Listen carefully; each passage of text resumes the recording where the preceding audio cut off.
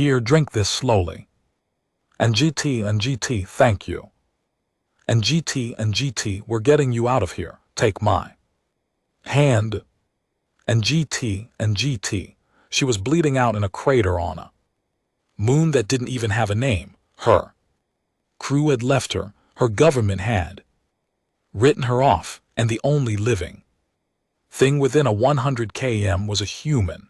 A species her people had classified as primitive, emotionally volatile, and strategically irrelevant. That human knelt beside her, pressed a hand against her wound, looked her dead in the eyes, and said, "You're not dying today, not on my watch. Here's what actually happened that day, and here's why it mattered so much that an entire civilization of 20 billion people spread across 40 star systems eventually put a human flag on every single one of their diplomatic vessels."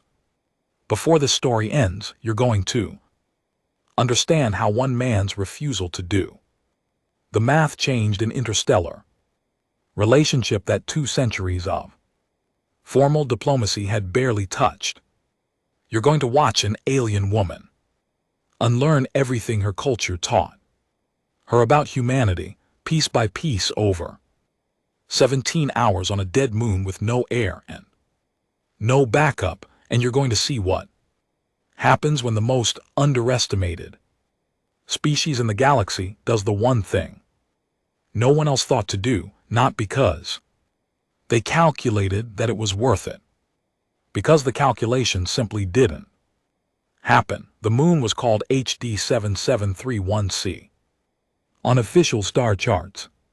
The crew of the Cathari diplomatic courier Vel Anith called it the ash pit because everything on it, the rock, the dust, the sky, was the exact same dead gray color as cooling embers. It orbited a gas giant that didn't even have an official name, just a catalog number in a system that nobody visited unless they were trying to get somewhere else. That was the point. Diplomatic transfers happened here specifically because nobody would notice. You could park 2 ships hand off a passenger and be gone in under 20 minutes. Nobody was supposed to need a rescue on a world like this. It wasn't the kind of place where things went wrong until it was. Marcus Vale was 31 years old, 62, built like someone had taken a military assembly line and told it to be slightly more intimidating than regulation required. He was the only human on the joint security detail assigned to protect the diplomatic exchange, a fact that his Qatari colleagues never let him forget. They didn't say it rudely exactly, they just said it the way someone might note that the shuttle also had a decorative flag on it. It's there, it technically serves a function, it's not the thing keeping you alive. Marcus had stopped taking it personally around month 4. By month 7, he'd started keeping a running tally of every time a Cathari officer told him humans were adequate at ground level tasks. He was up to 36. He called it his retirement fund of patience.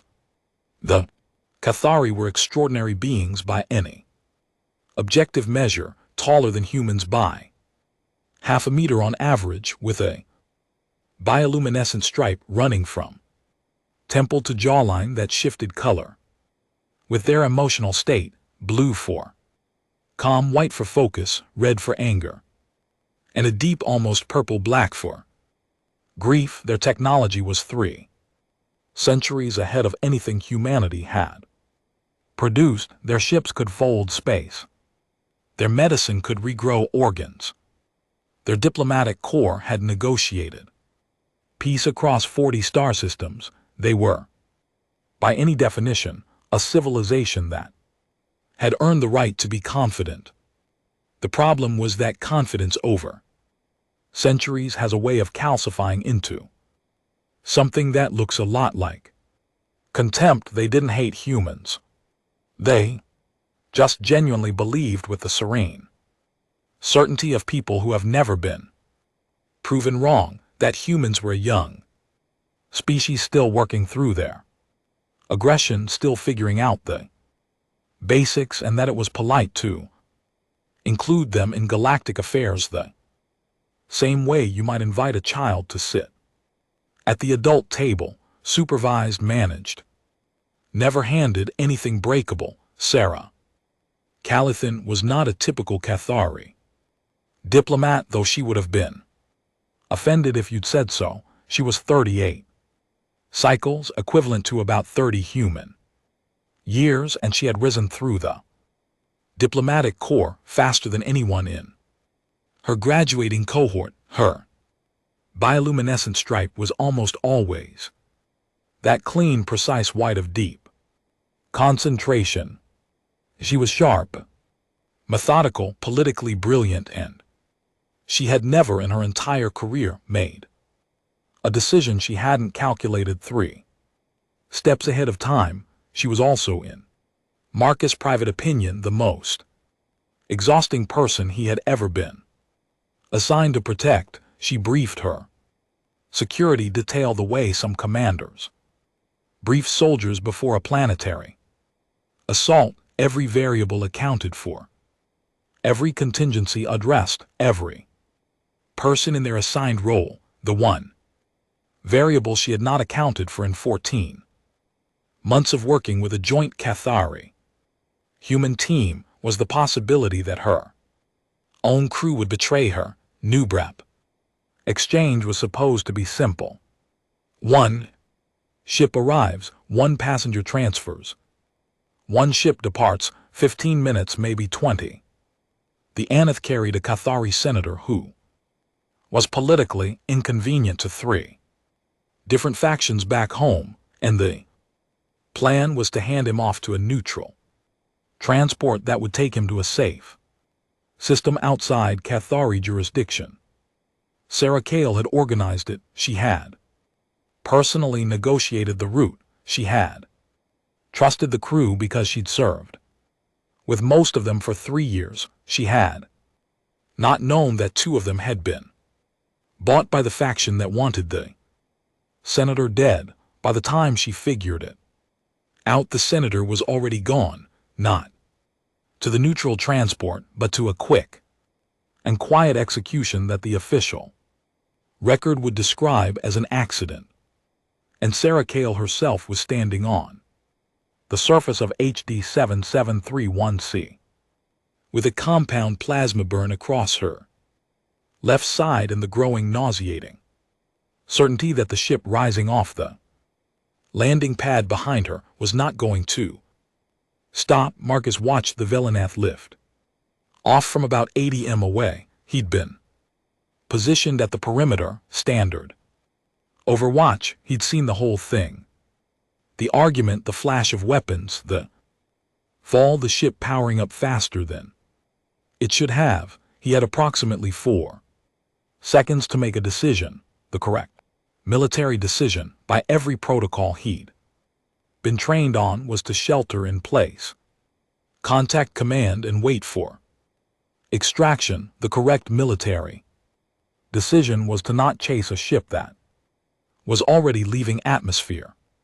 The correct military decision was to treat the alien diplomat on the ground as a secondary priority until he had confirmed communication with his chain of command. Marcus made none of the correct military decisions. He covered 80 m in about 10 seconds and hid his knees beside Sarah Kale before the dust from the Velnath thrusters had even settled. She was conscious barely, her bioluminescent stripe cycling through colors he'd never seen on her before. Not the clean white of focus, not the blue of calm, but something dark and flickering that looked even to a human who'd only been trained to read Cathari physiology on a chart, like someone shutting down. He didn't have Cathari medical supplies. He had a standard human field kit, which, according to his training, was technically incompatible with Cathari biology in 6 of its 9 major components. He used the other 3. He pressed the thermal stabilizer against her wound, not because the manual said it would work on Cathari tissue, but because heat loss was heat loss and physics didn't care what species you were. He used the compression wrap knot because it was rated for Cathari vascular systems, but because pressure was pressure, and he talked to her continuously because in every combat medicine course he'd ever taken, they told him the same thing: if they can hear you, they're still here. Keep them here. You're not dying today, he said. And he meant it with a complete, unreasonable certainty of a man who had decided the universe didn't get a vote. Not on my watch, really. Her bioluminescent stripe flickering at the edge of that dark grief color shifted just slightly toward white. Merely, she survived the first hour. What came next was the part nobody talks about. Surviving the next 17. The moon had no breathable atmosphere for Cathari physiology without a suit, but Surakel's suit had taken damage in the same blast that burned her side. Marcus' human suit was rated for the moon's environment: thin nitrogen mix, low oxygen, manageable for him with his rebreather running.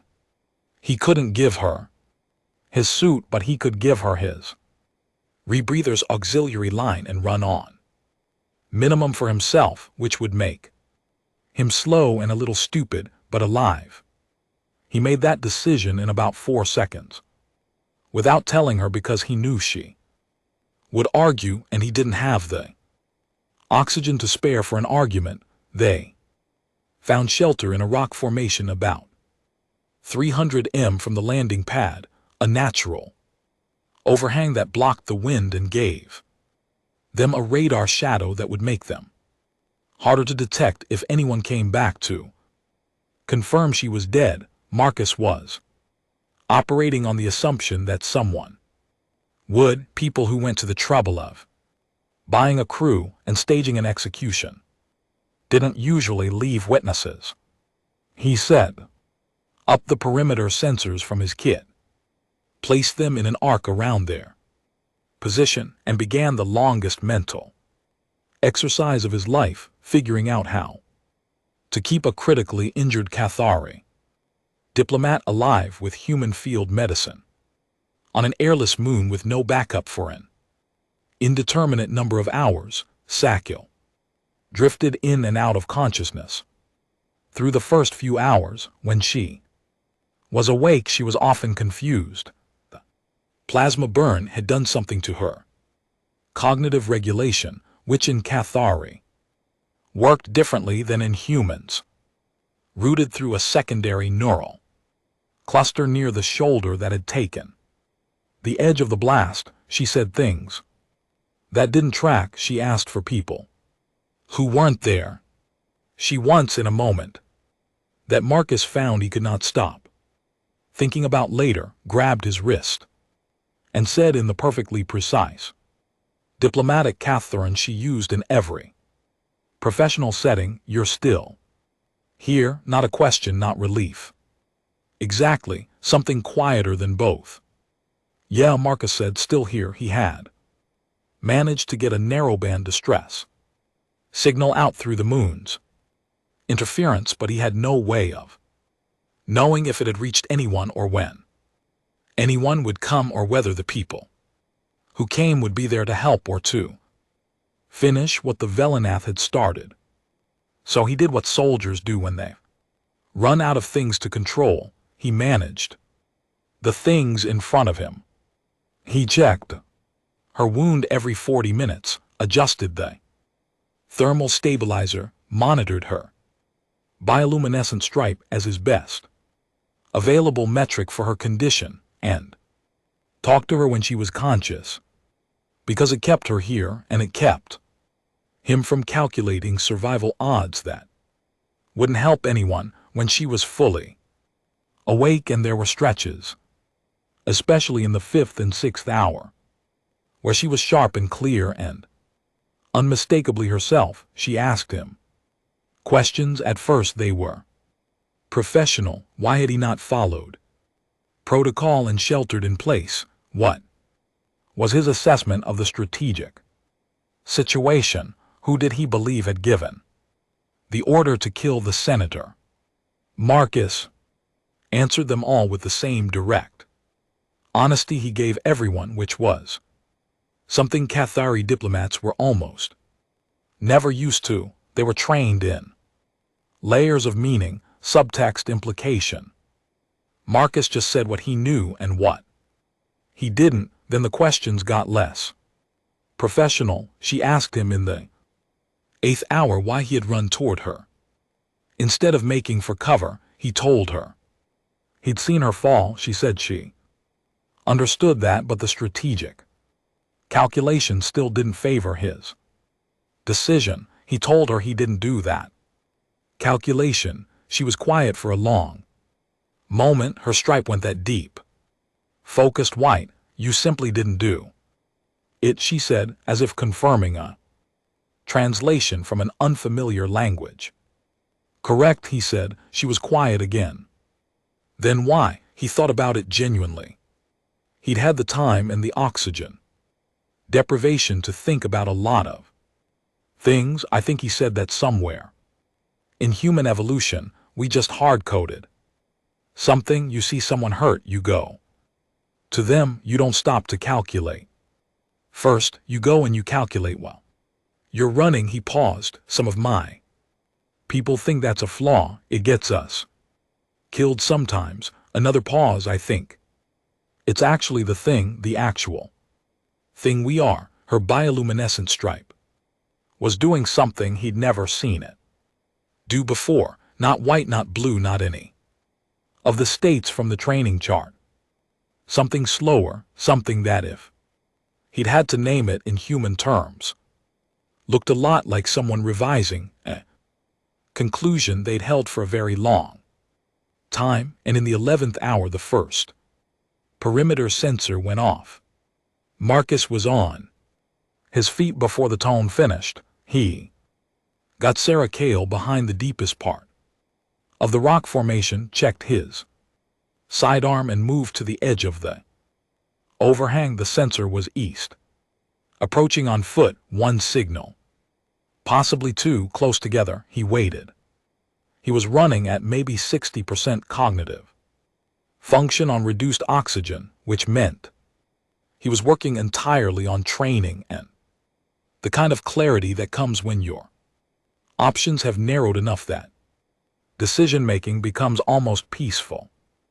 Two figures, Caterin body temperature signatures, which ruled out human extraction, moving cautiously, not tactically. They were scanning, not hunting. He held 30 seconds, 40. The figures stopped at the edge of the landing pad.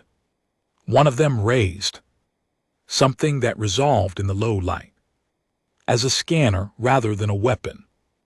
Marcus breathed. He waited 15 more seconds, because 15 was always better than 12, and then stepped out from cover with his weapon lowered but visible. One of the figures startled badly enough that their bioluminescent stripe went full red for a moment. The other one went very still, in the particular way of someone who was either about to fight or about to figure out what they were looking at. Marcus, who had no oxygen to spare for a long speech, said in Kirin, which he'd been studying for 14 months and could manage at about 70% fluency: human security, joint diplomatic detail. I have your liaison officer. She's alive, and she needs evacuation. The stillness held for another 3 seconds. Then the second figure stripe went blue. They were not the enemy. They were independent couriers, Catherine. Nationals with no connection to the faction that had bought the crew. running a salvage license on the outer systems. They'd picked up the distress signal. They had a ship. It was small, and it smelled like processed mineral. And the bunks were the wrong size for humans, but it had a functional medical bay, and that was all that mattered. Marcus sat on the floor beside the medical bed while the courier ship's automated systems ran a diagnostic on Sackle's injuries because the bay was too small for him to stand comfortably, and because he didn't want to be in a different room. He'd been keeping her alive by attention for 17 hours. He wasn't sure he knew how to stop yet. She opened her eyes fully when the diagnostic finished. Clear eyes, stripe steady white. She looked at the ceiling for a moment, then turned her head and looked at him on the floor, occupying about half the available space. His suit, unsealed at the collar, oxygen deprived, and probably aware of it. He looked, she would later tell people, like someone who had decided to win a fight with physics and was quietly satisfied that he'd managed. But you ran all that math on a dead moon for 17 hours, she said, with a suit running on minimum to keep Catherine alive with human medicine. Not a question. Yes, Marcus said. That's the most irrational thing I've ever witnessed, she said. He thought about arguing. He decided against it. Probably, he said. Her stripe did that slow, unfamiliar thing again. My people would call that a flaw, she said. He waited. What would your people call it? He looked at her for a long moment. Depending on the day, he said, either heroic or just obviously. We don't label it, we just do it. Moment they made it, but what happened after they made it? That's the part that changed everything. The official investigation took 4 months. The faction that had ordered the senator's death was identified, prosecuted, and dismantled in the precise, thorough way that Catherine Law handled internal corruption, which is to say thoroughly and without mercy, and with an almost aesthetic commitment to documentation.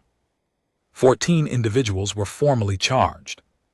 The 2 crew members who had actually carried out the act received sentences that Marcus, when he read the translation, had to read twice because the Catherine penal system apparently did not believe in doing things halfway. Sir Cale testified for 11 days. She was, by every account, extraordinary, methodical, precise, devastating in her recall of detail, unstoppable in the way she had always been unstoppable. The political outcome she engineered from the witness stand, because if you gave Sarah Cale Thin a platform and a set of facts, she would build you a structural argument before you'd finished handing her the materials, effectively accelerated a reform movement within the diplomatic corps that had been stalling for a decade. Several commentators in the Cassan media noted that she seemed in some difficult to define way different, more direct, less layered. One of them wrote that she presented her testimony with a frankness more typical of frontier communication styles and clearly meant it as mild criticism.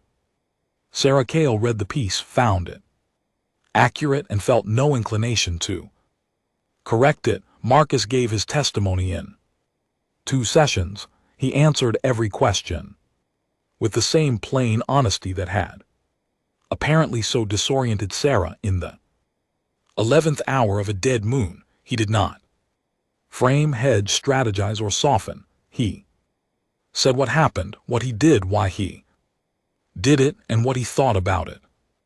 The committee found him, according to the official record, remarkably forthcoming for a human representative. He added it to the tally, 37. They saw each other twice during the investigation period, once at a formal briefing where they were in the same room with 40 other people and exchanged exactly 9 words, and once in a corridor outside the committee chamber, where they stood talking for 2 hours about nothing in particular and everything in general, and both of them missed their next appointments.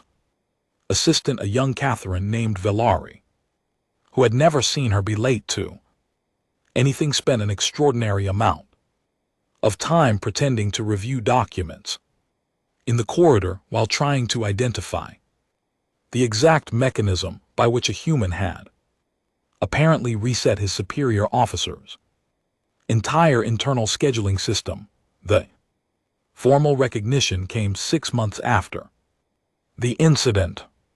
The Catherine Diplomatic Council, in a ceremony that was notably less stiff than their usual events, awarded Marcus the seal of the open hand, the highest honor they gave to non-Catherine citizens, and one that had been awarded to exactly 7 individuals in 400 years. None of the previous 7 were human. The ceremony was broadcast on 12 systems, and the portion of it where Sarah Kale gave the combination address became one of the most viewed diplomatic broadcasts in Catherine media history, largely because she went off script. Moody prepared remarks were formal, appropriate, and thorough. A full accounting of events, technical analysis of Marcus' medical interventions, a political framing of the rescue's significance to Catherine, human relations. She delivered the first 3 paragraphs exactly as written. Then she stopped, set the document down, and said the rest from memory. She talked about what it was like to be conscious on a dead moon and know that the only thing between her and dying was a human's refusal to calculate the math. She talked about asking him why he'd run toward her instead of taking cover, and what he'd said and why his answer had stopped something in her that she had not known was running. She said that she had spent her career believing that diplomatic sophistication meant knowing how to account for all the variables. She had not until HD 7731C considered the possibility that the most important decisions are made by people who skip the accounting entirely and simply act on something older and more fundamental than strategy. She looked at Marcus, who was standing at full attention in his dress uniform and managing the expression of a man who was trying very hard to receive a compliment without doing anything undignified. Humanity, she said, to 12 systems and a broadcast record that would be cited. Diplomatic training programs for the next century has a quality I cannot fully translate into Catherine. We have a word for strategic courage. We have a word for calculated sacrifice. We do not have a word for a being that runs toward danger before deciding whether running is wise, because we long ago decided that such beings were not sophisticated enough to admire. I am formally revising that classification. The correct word, I think, is what it has always been: human. Marcus, standing at attention, did not cry. He was a soldier, and it was a formal ceremony, but Valori, watching from the 3rd row, noted privately that the bioluminescent stripe of every Catherine in the room had shifted simultaneously without coordinations to that slow, unfamiliar color he'd first seen on the courier ship, the color that didn't have a name in the training charts, the color that meant something was being revised. The human flag went on Catherine diplomatic vessels 14 months later. It was a small thing, a practical thing, a marker of alliance, of joint operations, of the new partnership framework that Sarah Kale's reforms had put in place. It was also for anyone who knew what had preceded. It not a small thing at all, it was a civilization of 20 billion people spread across 40 star systems, putting a symbol of humanity on every ship that carried their most important missions, because one man had run across 80 m of gray dust on a nameless moon and decided without doing the math that someone else's life was worth more than his tactical position, because that decision had reached across 17 hours in the Gulf between two civilizations and changed something fundamental in the way one of them understood the other. Refin and GT. There's a passage in the Catherine Diplomatic Training Manual introduced in the revision that Sierra Kale supervised the year after the ceremony. It's in the section on alien psychology in the chapter titled Species Without Templates. It reads, human beings possess an instinct that predates their civilization, their politics, and their ethics, an instinct to respond to suffering with immediate unreasoning action. Catherine Analysis has historically categorized this as emotional volatility, a failure of strategic cognition, a liability. The revised assessment is as follows: this instinct is not a failure, it is the engine of every alliance they have ever built. Do not mistake a species for weak simply because they feel before they think. They have been thinking and feeling simultaneously for a very long time, and they are remarkably good at it. Marcus read the passage when a copy of the manual was formally gifted to the human diplomatic delegation. He read it twice, then he closed the document and looked at the human flag on the Catherine shuttle parked outside the window. He did not add it to the tally. Some things you don't tally, some things you just let land. This is what these stories are actually about when they're at their best, not humans winning because they're stronger or faster or smarter, humans winning because we run first and calculate second. Humans winning because we look at someone bleeding out on a nameless moon, and the question of whether it's worth it simply does not occur to us in the way it might occur to a more strategically sophisticated species. We have been called volatile, we have been called emotional, we have been called dangerously irrational, and for most of our existence in this imagined galaxy, we have sat at the edge of the table and waited to be taken seriously. Marcus Vail did not wait. He ran, and in running, without pausing, without calculating, without needing to be asked, he showed an entire civilization something they had never seen before, because they had been too certain of their own sophistication to look that one act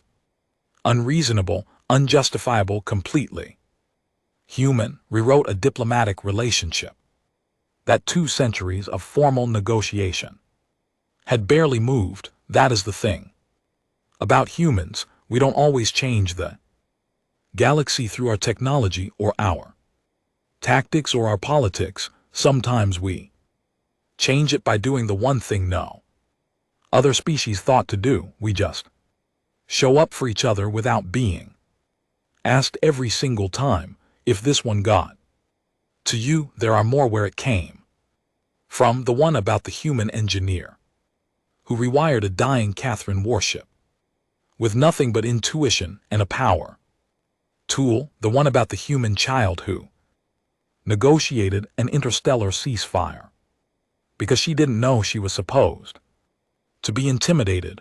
Both are exactly the kind of stories this channel exists to tell.